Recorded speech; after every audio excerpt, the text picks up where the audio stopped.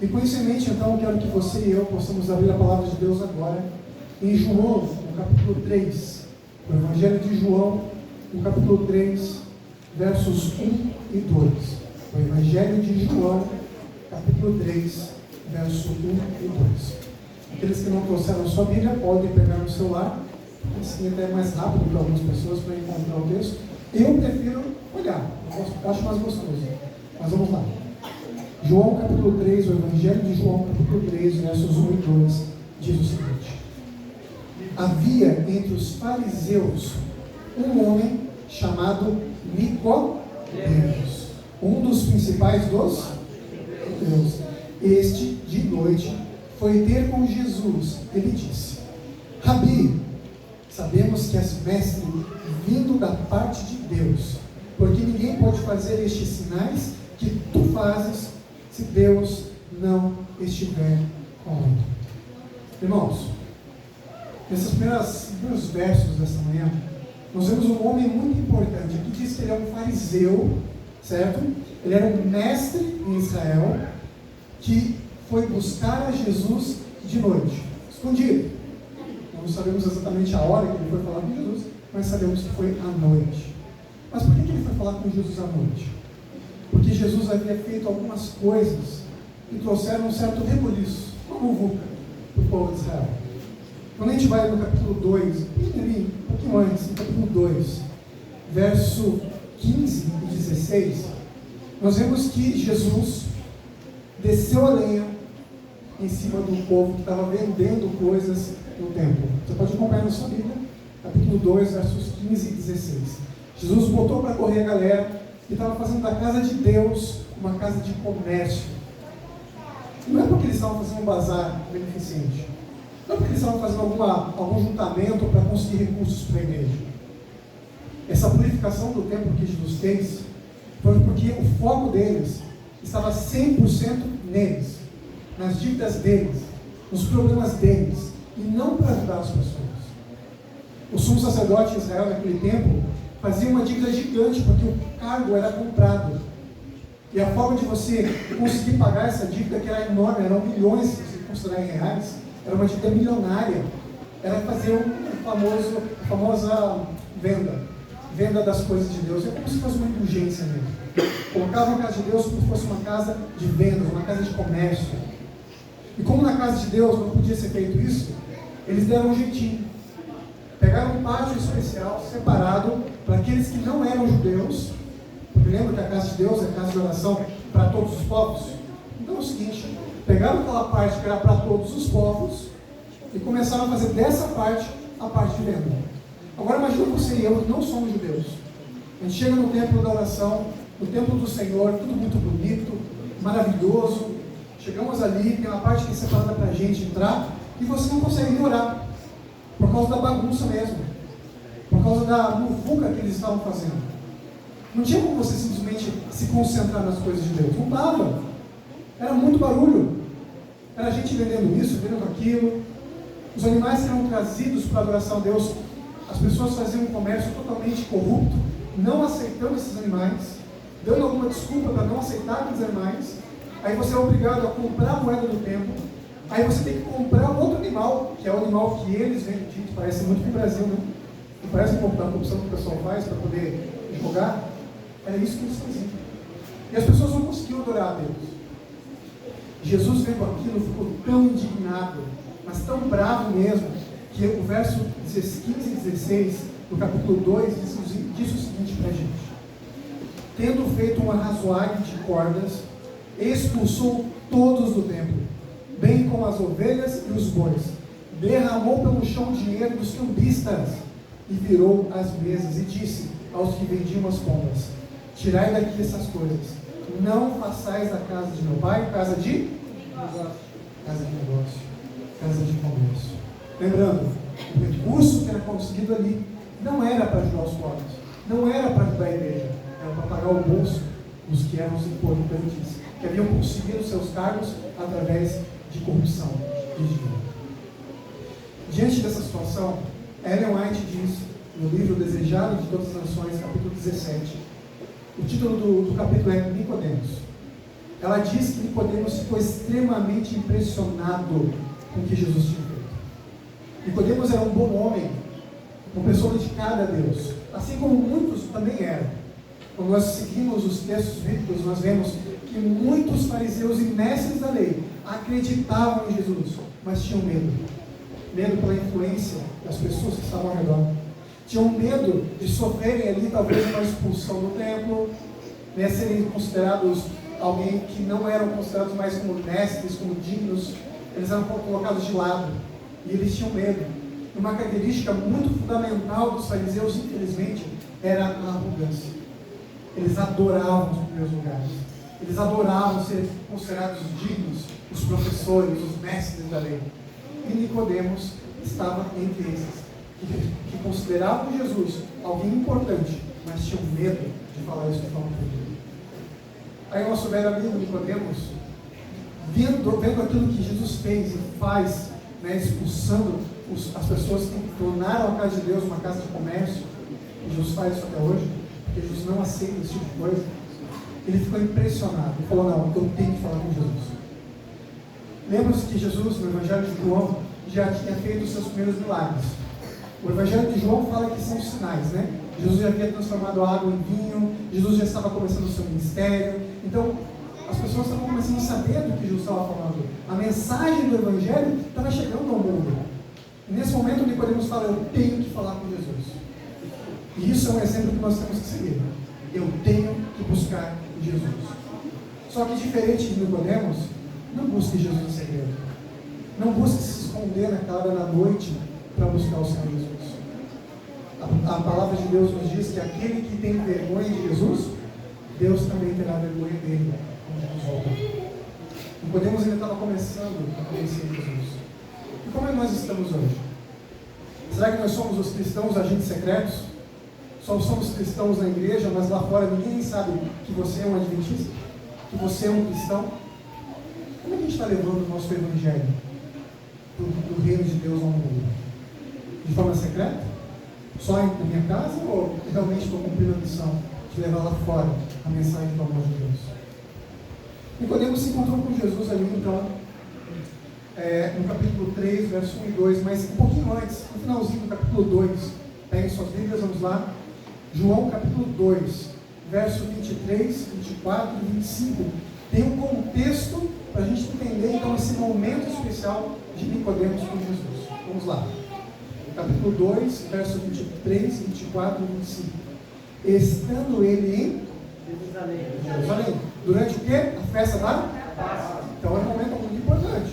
Era a festa que apontava o Cordeiro de Deus que tira o pecado do mundo, a libertação do povo de Deus. Muitos, vendo os sinais que ele fazia, creram no seu nome.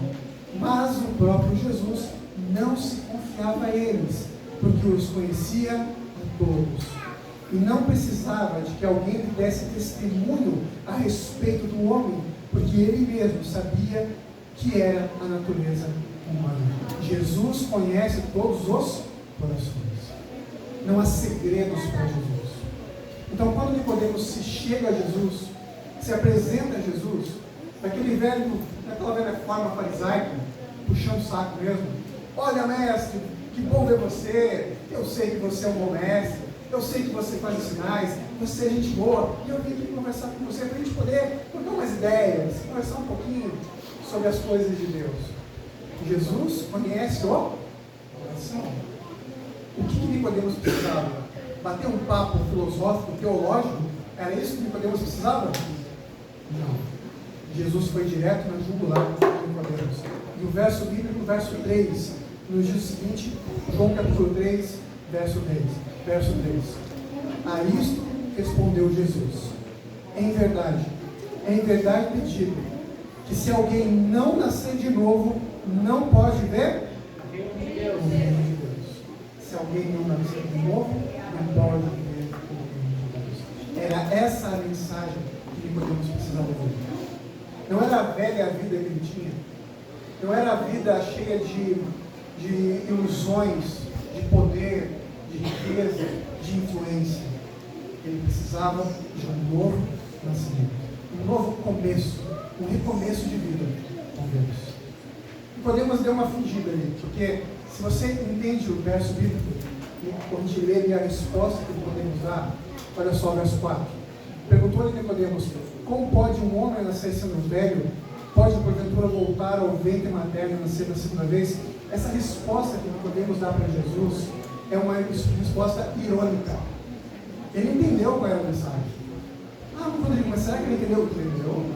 Ele era um homem que conhecia tudo isso aqui, ó, toda a palavra de Deus. E quando a gente vai a palavra de Deus em Ezequiel, capítulo 36, verso 26, vocês podem anotar se quiserem, a gente não vai ler por questão de tempo, mas Ezequiel 36, 26, diz que todo aquele que se chega a Deus recebe um novo coração, porque o coração de carne é um coração purificado, mas o coração de pedra não pode receber a mensagem de Deus. Os irmãos comentaram durante a lição que Deus escreve no coração a sua lei. O nosso coração precisa ser escrito com a lei do amor, a lei da liberdade, mas somente um novo coração. Nicodemos tinha um velho coração, cheio de fábulas, cheio de teorias, cheio também de teologia, mas muito cheio, e esse era o momento dele se esvaziar.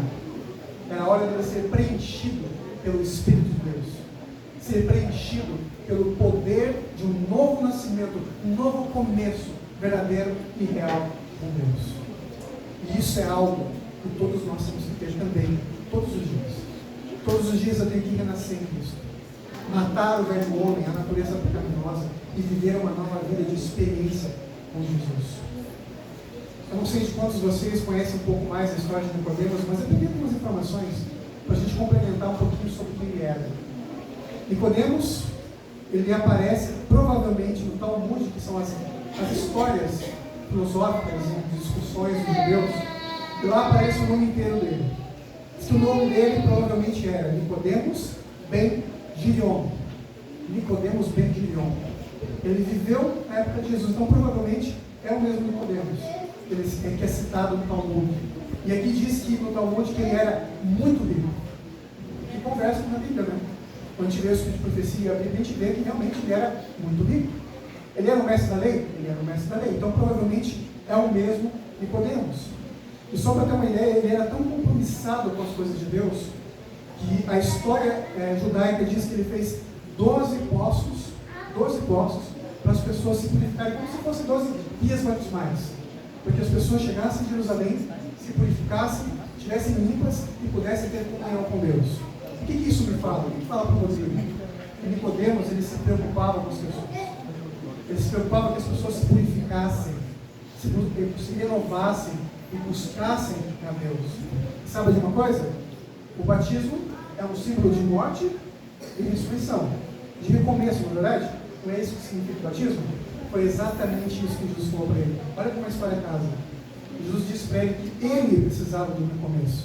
Ele precisava de um banho cerimonial, de purificação para uma nova vida com Deus. E a história nos diz, Ellen White fala isso muito claramente, que a vida de Nicodemos, depois que Jesus ressuscita, foi uma vida de dedicação ao Evangelho e aos primeiros cristãos. Ele entendeu a mensagem do recomeço, do nascimento em Cristo, e colocou toda a fortuna dele, todo o dinheiro dele, para ajudar os apóstolos de Jesus e a igreja primitiva. Ele se desapegou de tudo, ele recomeçou com Deus. Será que a gente está disposto também a recomeçar com Deus? A desapegar de tudo? Vocês lembram da história do jovem rico? Ele não estava disposto. Pelo contrário, ele amou mais a riqueza que as coisas de Deus. Nicodemos, já um senhor de idade, amou mais as coisas de Deus do que a riqueza que ele tinha. Que exemplo que ele deu para a gente. Quando eu assisto a série The Chosen, eu comento muitas vezes sobre isso. E ontem à noite eu estava assistindo, e eu queria rever uma parte, justamente essa parte da conversa de Nicodemos com Jesus, pelo menos a visão que a série tem, né? Eu gosto muito que aquela série mostra ali na conversa de Jesus com Nicodemos, que Nicodemos foi todo cheio, né? Tomado, eu sou bom, eu entendo as coisas de Deus. Mas Jesus chegando na jugular dele, eles começam a conversar. E é certo que a Bíblia não conta toda a história, a gente não sabe tudo o que aconteceu. A Bíblia tem um resumo ali do que aconteceu da conversa dos dois. E com certeza foi uma conversa de amigos. Porque o olhar de Jesus é um olhar de amor. é um olhar que recebe, é um olhar que acolhe. Então, com certeza, não é um olhar sério dele, você tem que nascer de novo. Não. Oi, Nicodemos, beleza, tudo bem? Vamos sentar aqui, vamos conversar, vamos passar tempo juntos, vamos falar das coisas que realmente importam. Não tem nada a ver com riqueza, tem a ver sim com entrega de verdade verdadeira a Deus. E na conversa, a gente vê isso, na conversa dos dois, que Nicodemos vai se colocando no seu lugar. E aqui eu coloco a Bíblia, não a série. Nicodemos vai se colocando no seu lugar. Porque essa foi a maior conversa que a gente tem na Bíblia de Jesus com o fariseu. O maior diálogo teológico que Jesus tem com alguém. E as palavras que Jesus usa com Nicodemos não são as mesmas palavras que ele usa com os discípulos. Os discípulos eram pessoas que não tinham estudo, analfabetos, eram jovens, para quem não sabe, os discípulos, a maioria deles nem 20 anos tinham. É uma curiosidade histórica. A maioria deles eram moleques, eram jovens, 15, 16 anos, 18 anos. Eram garotos que não tinham ainda compreensão das coisas de Deus, mas Nicodemos é diferente. Jesus começa a conversar com Nicodemos assim, como alguém mais velho, como alguém que realmente conhece a palavra, o doutor da lei. Mas Jesus vai pegando as coisas que realmente são importantes. E eu pergunto para você tem passado tempo com Jesus? Nas coisas que são realmente importantes, nas coisas que são o básico para a gente ter relacionamento com Deus? No final da conversa de Jesus com Nicodemos se levantou, se tornou um novo homem, depois de algum tempo, porque foi uma experiência, foi um processo. Mas quando Jesus finalmente se apresentou como Messias, finalmente morre, deu sua vida como Cordeiro de Deus, Jesus ressuscita e vai para o céu, ele dedicou o resto da vida dele para Deus e para a igreja. Estou dedicando eu a vida para Deus, para a igreja, no louvor, na recepção que a gente falou na escola sabatina, que é tão importante, e nos outros ministérios de Deus. Eu estou dedicando o meu coração e o meu tempo para Deus. Eu quero terminar o sermão nessa manhã conversando com vocês, João capítulo 3, versos 16 e 17. Vamos ler juntos esse texto? A maioria de nós conhece até de cor, mas eu quero que todos nós possamos falar, recitar juntos, como uma família, das coisas de Deus, a promessa do Senhor. Vamos lá? João capítulo 3, versos 16 e 17. Vamos falar juntos? Porque Deus amou o mundo de tal maneira que deu o seu Filho unigênito, para que todo aquele que nele não pereça, mas tenha a vida eterna. Porquanto Deus enviou o seu Filho ao mundo, não para que julgasse o mundo, mas para que o mundo... Qual é a missão de Jesus? Salvar o mundo. Estou abraçando meu irmão, estou recebendo as pessoas que vêm à igreja com aquele amor de primeiro amor nas coisas de Deus. Para manter esse amor, sejamos uma igreja que receba. Semana que vem a igreja inclusiva, A galera que tem autismo e algumas deficiências. Então sejamos uma igreja inclusiva, porque todos nós somos deficientes em algum ponto espiritual. Todos nós precisamos do apoio de Jesus, da guia de Jesus, para recebermos a bênção de Deus. Todos nós somos pecadores e carecemos da graça de Jesus. Todos nós queremos voltar para casa. Todos nós queremos estar com Jesus no reino celestial. Eu convido o grupo a estar aqui à frente agora. Eles vão cantar a última